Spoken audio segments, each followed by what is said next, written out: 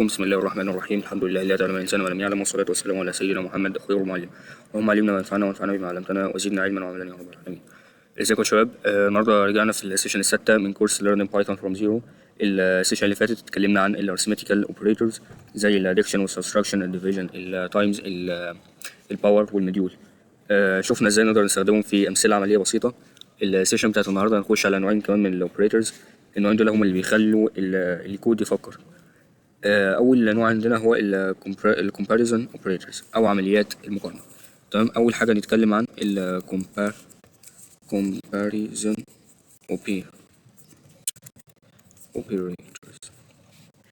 تمام. العمليات دي بتقارن بين قيمتين، يا اما النتيجه بتبقى true يا اما false. زي ما انتم فاكرين البوليان الريزلت يا اما تبقى true or false. تمام. تعال نشوف مثال عملي. اول حاجه لو جينا هنا سجلنا قيمه الفاريبل اسمها اكس والقيمه الفاليو بتاعتها ب 10، وكمان الفاريبل اسمه واي والقيمه بتاعته ال 5. دلوقتي هنخش نجرب كل comparison operators وهنشوف ايه اللي هيحصل. تمام. اول حاجه هنكتب البرنت مثلا بتاع احنا عندنا 6 يبقى برنت. تمام. برنت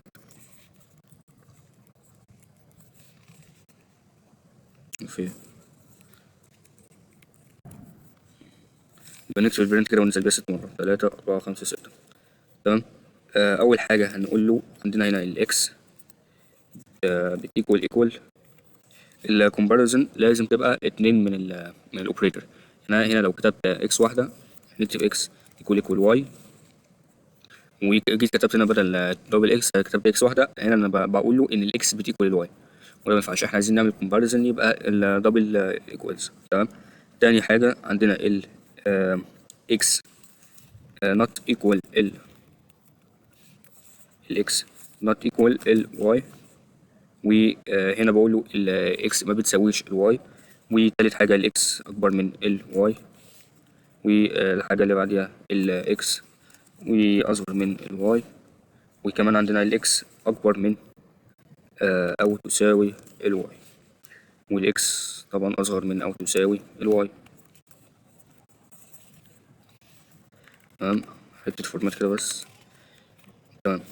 هنا اجابات الحاجه اللي هنشوفها هنا اللي قالك هنا فولس، يعني دوت not equal false، not equal not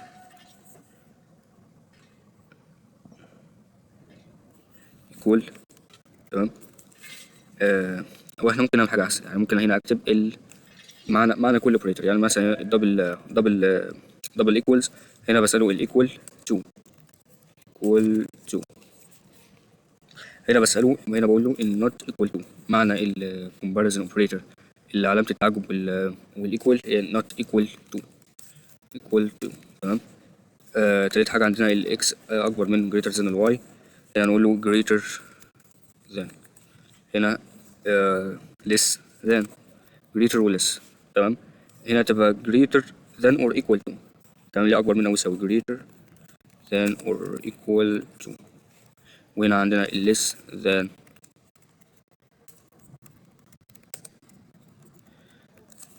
or equal to. تمام. كل سطر زي ما احنا شايفين في الكونسول عندنا بيطلع نتيجتين، يا اما true يا اما false. تمام. كل سطر بيطلع true او false على حسب الريزلت بتاعتنا، وده بالظبط اللي هنستخدمه في الاف ستيتمنت في المستقبل. تمام. هنا بقول مثلا ده بيساوي، قال لك false. هل ده بيساوي؟ قال لك false. تمام. هنا not equal true، الاكس ما بتساويش واي، الاكس ب 10 والواي ب 5. هنا greater than، هل الاكس اكبر من الواي؟ هل ال 10 اكبر من ال 5؟ قال لي true. هل الاكس less than الواي؟ هل ال 10 اقل من 5؟ قال لي false.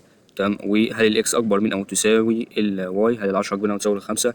true. ما هي ال 10 ايوه اكبر من الخمسة. تمام. والاكس less than or equal to الواي، هل ال 10 اصغر من او تساوي الخمسة؟ لا، هي false. تمام. كويس جدا. دلوقتي انا ممكن اعمل variable واسميه age، والايج دوت بياخد نسجل فيه انتجر، والانتجر دوت بياخد input من اليوزر. تمام.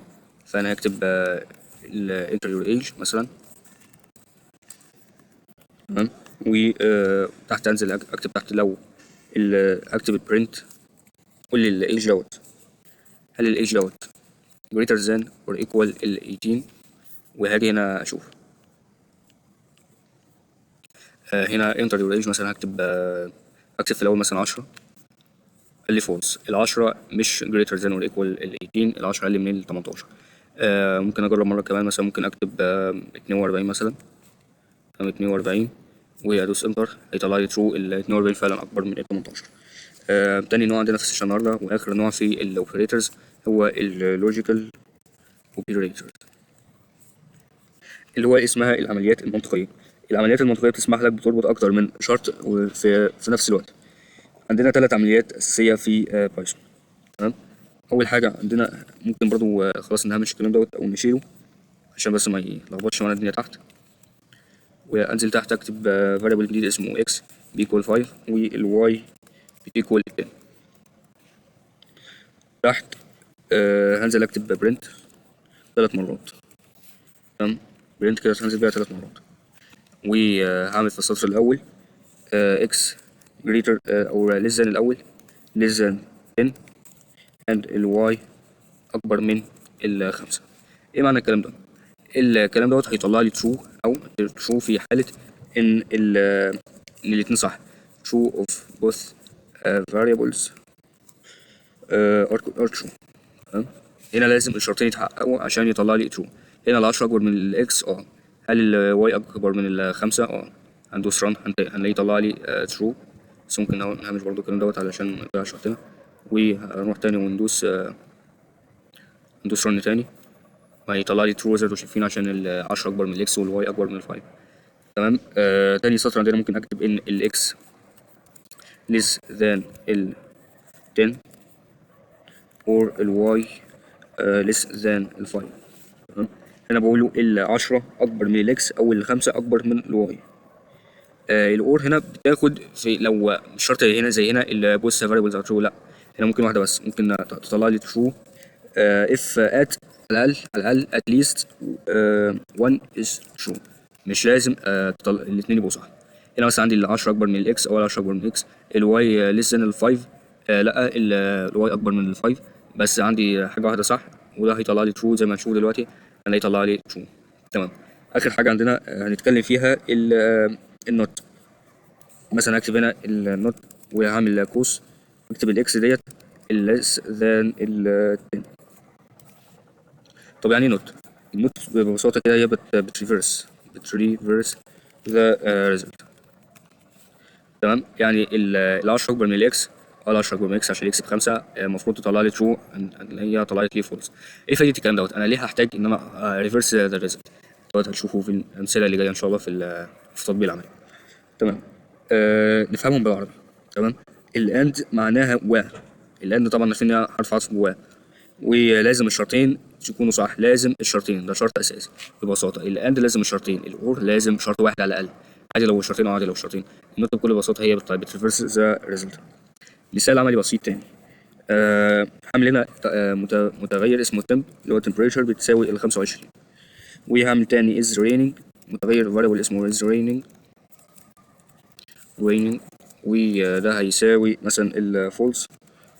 متنسوش تكتبوا اسم البوليان بكابيتال، حرف كابيتال، يا اما اف كابيتال يا اما التي كابيتال. تمام. وتحت هنزل اعمل اف ستيتمنت لسه هنشوفها في السيشن الجايه بشكل اوضح. هقول له لو الاف تمب دوت بت greater than ال 20 and is raining هتعمل لي ايه؟ هتطلع لي البرنت، هتطلع لي على الشاشه تكتب لي the weather is nice. تمام. لو درجة الحرارة أكتر من 20 and is raining هتطلع لي the weather is nice. طيب هي فعلا greater than 20 بس not raining، احنا طلعنا false. هنشوف الكلام ده يطلع لي ايه. هنلاقي ما طلعليش حاجة علشان الشرط التاني ما اتحققش، وهنا فوق إن لازم both variables are true. تمام. طب لو else، لو الكلام دوت ما اتحققش لازم احنا قلنا لازم الاتنين هتتحول. او طب لو الكلام ده ما اتحققش ايه اللي هيحصل؟ والله نقول له طلع لي على الشاشة إن لا stay home، يعني stay at home. تمام. وهندوس run هنلاقي يطلع لي stay home لان الشرط التاني ما اتحققش وده اللي هيحصل.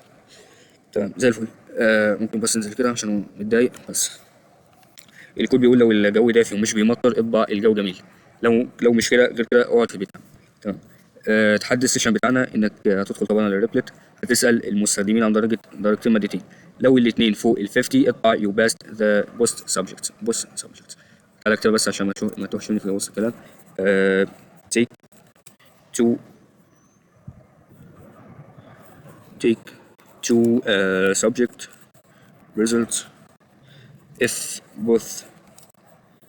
خلي بالك انا بجاوب اصلا التحدي بتاعك وانا بكتب الكومنت، فاهم؟ فانت لازم يعني تحله صح وتبعت لي نتيجه على الواتس ان شاء الله، او تقول لي في الكومنتات ان هي ظبطت معاك. لو الاثنين above 50 greater than 50 اطبع لي ان يو passed both subjects. تمام. لو الكلام دوت ما حصلش، لو only one greater than ال 50 اطبع ال you passed one subject. تمام. if اخر condition عندنا if nothing او if both less. ممكن نعمل كده less عشان تدربوا هنا على الشكل بتاعها. if both less than من ال 50 اطبع you failed. تمام. ده بمنتهى البساطة التحدي بتاعكم. لو في حاجة مش فاهمينها ابعتولي على الواتس. تمام. هو هنا عامل السطر الأسرع عشان الكومنت طويل. المهم تلميحة بسيطة، هتحتاج تستخدم أكتر من ستيتمنت وتربطهم بأند أور. بعت الحل بتاعك على الواتس أول ما تخلص إن شاء الله. الخاتمة خلاص كده خلصنا السيشن بتاعتنا. كده أنت عارف اللوجيكال والكومباريزون أوبريتورز، وشفت إزاي بيخلي الكود يبدأ يفكر وياخد القرارات بتاعتك. الحلقات الجاية إن شاء الله تدخل في أول خطوة حقيقية في التفكير البرمجي، الإف والإف والإلس، وكمان هتبدأ كتابة أول منطق برمجي بالكامل. والسلام عليكم ورحمة الله وبركاته.